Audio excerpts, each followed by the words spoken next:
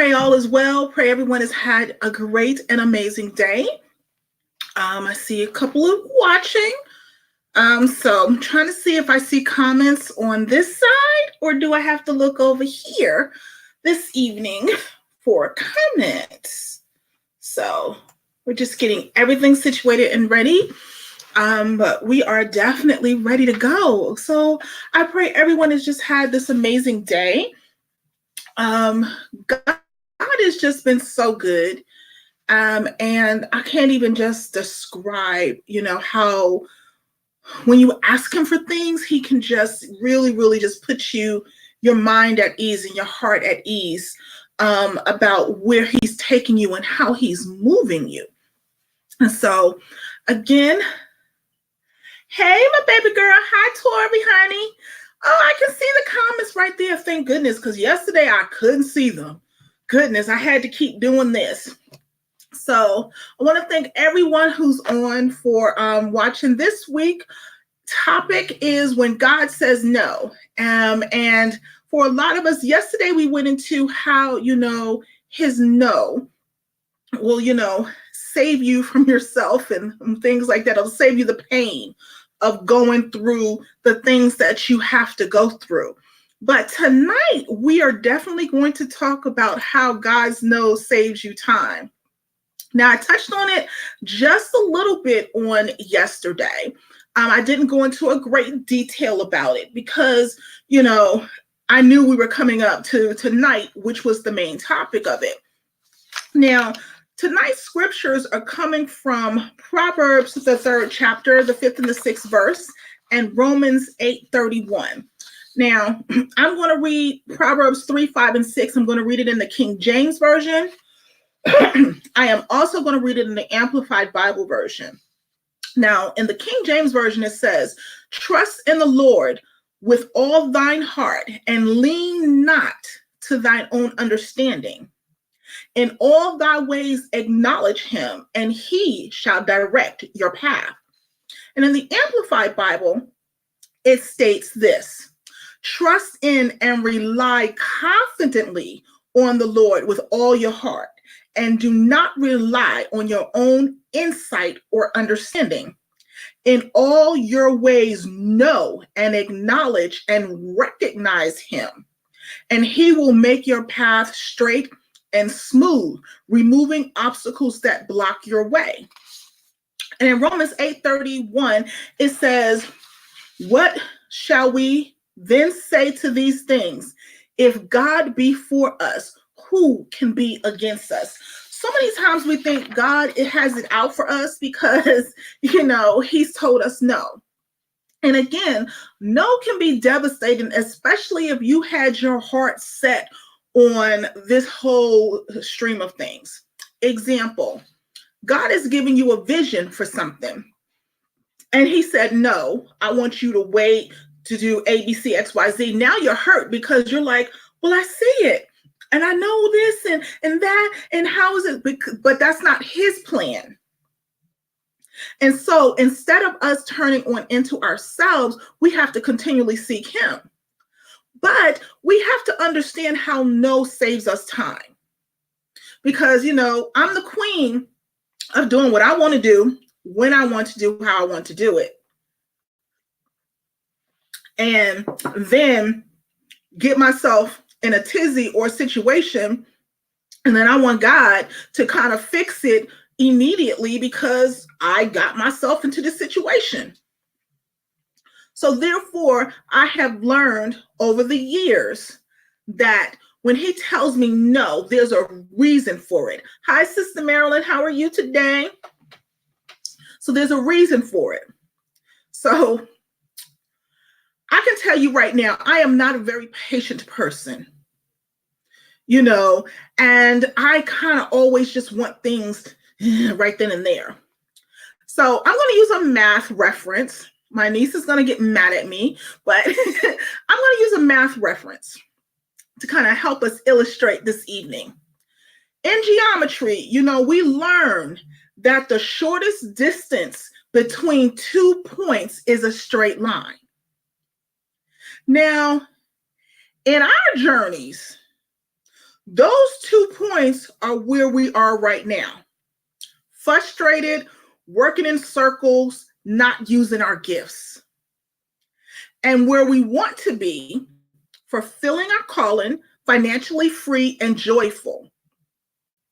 So the first point, you're here and you're frustrated. You're going round and round. You're not using those gifts.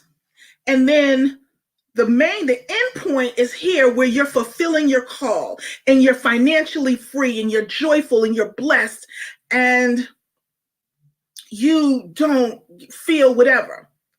Now, see, in geometry, what does it say? It's a straight line from this to this.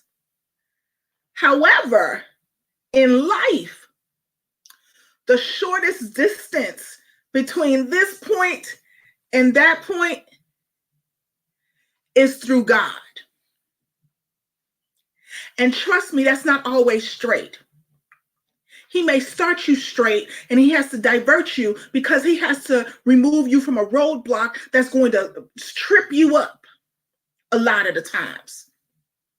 Sometimes he has to get you under the road because at the top of the road, there's all sorts of confusion and chaos. And sometimes he has to just tell you no and stop you dead in your tracks because at the end of the day, it's going to take him time to move out the obstructions that are in the way, that if you go through them, you would have more damage done to you. It'll be catastrophic. So therefore, to prevent you from having to repeat a lesson, to prevent you from having to now, do something all over again, he tells you no. He tells you no. Because think about it. How many times have we gone through? I'm going to say me. I remember, God was working with me on something and I just decided that I was just going to go my own way. He told me no. He told me this is not what I want you to do. I want you to wait on me. I did it my way anyways. Well, a year later, down a road, I had no clue what I needed to be, not even on the path close to what he needed or wanted me to be. I'm sitting there. And I said, okay, Lord, I'm going to need help for real. I'm going to take my hands off of this situation and I'm going to let you do what only you can do. But you know what? It took 2.5 years to get back to my original start point. Why? Because the things that I had learned along the way, he had to purge from me. The little attitudes, the little nuances, the little people that I came in contact, he had to purge all of that from me. I had to be reprogrammed and bring me back to where I was supposed to be so that I can go down the path that I was supposed to do. And then the sad part, and this is where I learned I was selfish, because I decided I was going to do it the way I wanted to do it.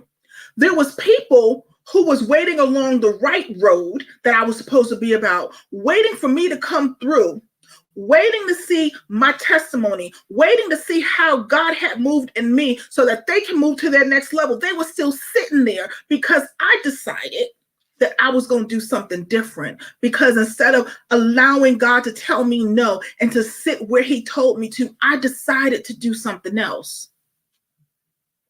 And so 3.5 years later, I'm on the path. I'm doing what he's told me to do. I'm moving how he's told me to move, but I'm delayed somewhat. And some things he's having to expedite because I made a decision not to be obedient when he told me no. So it's just like you going to college and they tell you that you have to take, English composition, all of your pre-classes, and you decide, I'll get to them. Now, some colleges, you have classes that you can still continue to take without taking certain foundational ones. And it'll allow you to do that. But then what's going to happen is that you're going to come to your core curriculum. And now you got to take a whole year worth of classes before you can even get into that. So now the classes that you really did take, some of them you may have to take over because you know what? Depending on what field you in, like my field, I'm an accountant. So maybe that tax class I took, a year ago, now it's going to be 2 years because I have to do what I was supposed to do to get into my core. Now I got to retake that class over out of my own pocket because you know what? If you got financial aid, they're not going to pay for it because it was a retake. So now I got to retake the class because tax laws change, rules change.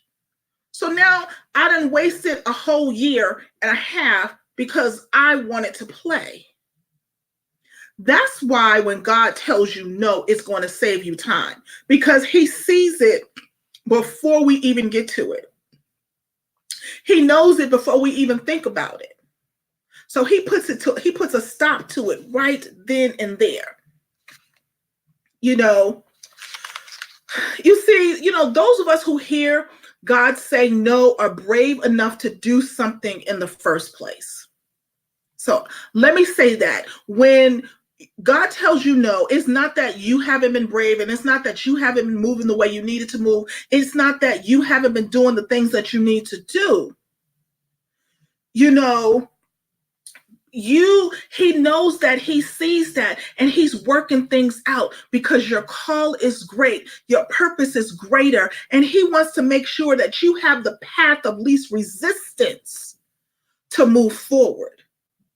Now, the ones who always hear either, yes, are either asking too small or too rarely. The ones who hear no are the ones who need to be redirected and rerouted that end up, accomplishing the greatest things for God. So when you're constantly going to him to ask him for something, some things he may say yes, and a lot of things he may say no. And it's not no indefinite. It's never going to happen. Sometimes we've gotten ahead of ourselves. Do it all the time. I know I do. Hence, like I said yesterday, this is why he doesn't give me a full vision for myself. Because once he does, I have already executed it all the way out to the umpteenth degree, and I've missed the little, nuggets along the way. So I've gotten better with being obedient when he gives me things, but now he can give me bigger chunks. But he used to give me the little tiny chunks. I could do that, and then he slowly moved me along. But, now that I see that and I know that a lot of things sometimes God gives me, and he probably gives you, isn't things to always be executed when he's given it to you. Many of you are thinking about doing your own businesses, your own ministries, whatever it is, he has given you that vision. And then sometimes we jump to do it, and then we wonder why it doesn't work. A lot of the times he gives you insight on what he wants you to do so that you can begin the research, so that you can get the foundational information. So if you're like me, I call myself a domain junkie. So when he gives me an idea, when he drops it in my spirit, I am going to purchase the domain for it. That is the first step. Then I allocate a folder and I put the name of the project on there. And then I use that folder to collect information, whether it's websites, whether it's, trademarking information. I collect all of that. And, the folder ends up with papers and eventually into a binder or notebook. But I will gather information for a period, and then God will say, stop. And then he will move me to something else. And I used to get, dumbfounded sometimes. I'm like, why is he doing that?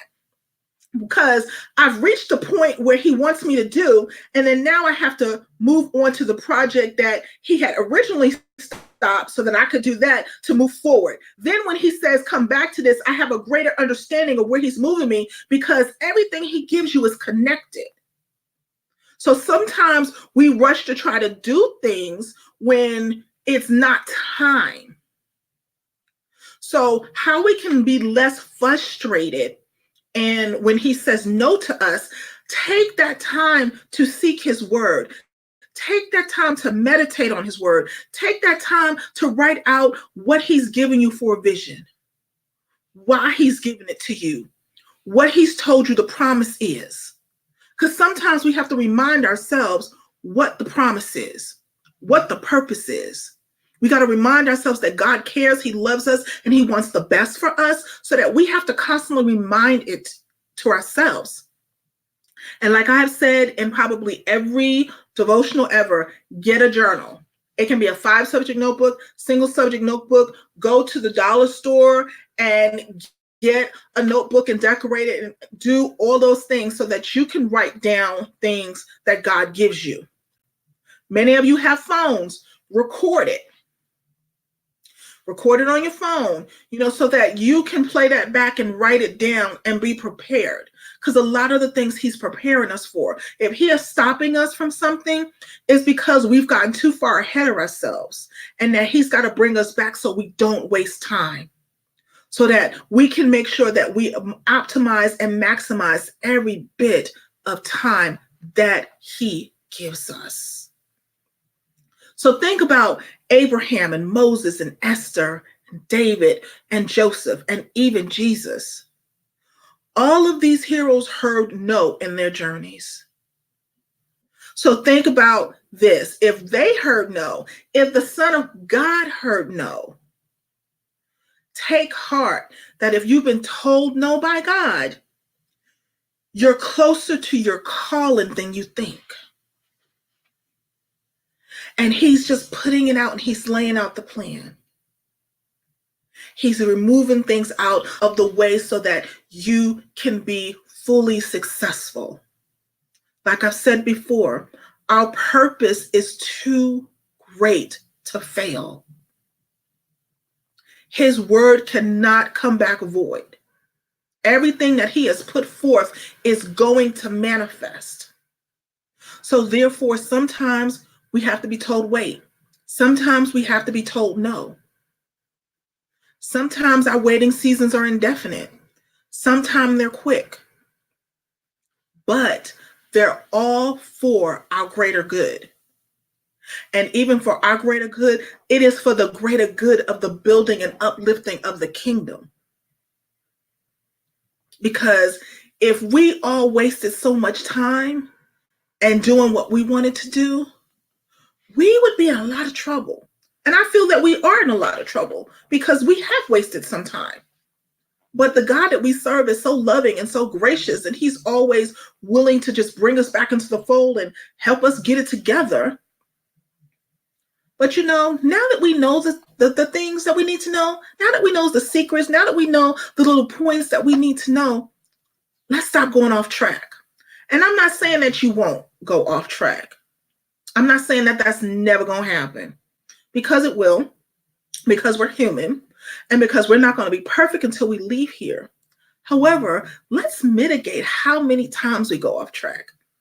Let's reduce that number so that we can manifest in his glories quicker, so that we can fulfill the purpose. Because when we fulfill our purpose and when we get to the next level, there's somebody that's watching us to see how we got there. And we are that light, and we show them how they can do it. We show them that it's possible to do it. Even in our broken state sometimes, we are that light to someone else. So just know, you may not feel like you are. You may feel down and out. You may feel like stressed, or you may just feel like throwing in the towel. Remember, someone is watching your journey. Someone is watching it. And they're looking and see how even in the midst of craziness, you still serve him. How even when it looks like all, everything is, all done, there's nothing else can be done. He shows up, and they see how even in spite of when it was, you were down for the count, he was still there, and you still served him, and you still loved him, even in your mistakes. Even in when you just say, I was going to back up, but they saw you come back and say, God, here I am. So just know, Our journeys is a precursor for someone else's. So if we waste time, they're losing time. So we have to stop wasting that time so that they don't lose their time. Because once we all get on one accord and realize that we're a chain link fence that links together, we're inseparable and we're unstoppable. Again, like I said, we're going to have our ups and downs. We're going to have our days when we don't feel like doing it. We're going to have our days when we're looking at him or having full conversations like I do. Like, hey, what you doing? What going on? And why we got to do this? I just had that conversation with him yesterday over something. And again, I'm going to say it and I'm going to always say it. It is a relationship. You know how you talk to your homeboys and your homegirls? And you just pour out your heart to them? You got to tell it to him. You got to tell it to God. He already knows. So if you're not understanding something, if you're hurt about something, if he done told you no and you're feeling some type of way, tell it to him. Ask him, tell him that you don't understand why he said no. Ask him for some answers. Cry out. It's okay. He's going to give you the answers. He is. But you have to be open to receive them and knowing that he is doing everything for your benefit, for your complete benefit. I want to thank you for joining us this evening for When God Says No. God's no will save you time. I want to definitely keep our members in prayer. Sister Marilyn, of course, has asked for prayer, and we definitely want to keep her lifted in prayer. We are praying for excellent results for her x-rays that are coming back on Monday. And I am praying and knowing and believing God that this is not going to be anything that's going to be crazy. But I know, Sister Marilyn, you've been playing with them babies and we're going to fight. So I want you to calm down, just slow it down just a little bit. But we just going to keep everyone in prayer. As a matter of fact, let me put up the prayer request link. If you're in the group, we have the group link in the group. Again, if you're on Facebook, I'm going to say this again. If you're on Facebook and you are not a part of the group, find us at yvdailydevotionals.com. That's right. Find us at yvdailydevotionals.com. I done said .com several times. I guess we have to get a website. I don't know. I'll look into that. But come on aboard. You will have all of our content in there. I've dropped the prayer request link, and I'll put it in other platforms as well. But if you need prayer, please make that known so that we can continually do our prayer. We'll do open prayer or corporate prayer probably on Friday. Not probably. We will do corporate prayer on Friday, and we'll get none other, our one and only Minister Peterson, to do that for us. I know you love and miss her, and she's been really busy and, just moving like God needs her to move. So definitely keep her in prayer as well. So we will be back tomorrow at 8:15. Yes, tomorrow's Thursday, the lovely 8:15. So we definitely want to thank all of our partners, those who are watching on YouTube, Facebook, Twitter, Periscope, Twitch, and our broadcast partner, GMAP Broadcast Network. Again, God has just been doing so amazing things, and he is expanding our territories. So we are so happy that there's so many people that are being touched, that are being, by the word and is looking to, get more knowledge, whatever. So myself and Minister Peterson are so blessed by that. We're blessed that you allow us in your homes each night for the word. But I want everyone to have just a wonderful evening. We're going to keep everyone in prayer. We will have corporate prayer on Friday. We'll start that at 8:00, and then we'll move into the lesson. But then if there's other prayers and open prayers, we'll make sure that the prayer request link is out there so that we can gather those prayers, so that myself and Minister Peterson, we do pray on nightly, but we are going to have corporate prayer on Friday at 8 p.m. So again, we'll see you tomorrow at 8:15 p.m. And be blessed. We love you dearly, and have a great evening. Now, don't get out there and party too much. Don't do that. But we love you, and we'll see you tomorrow. Have a great evening. Good night.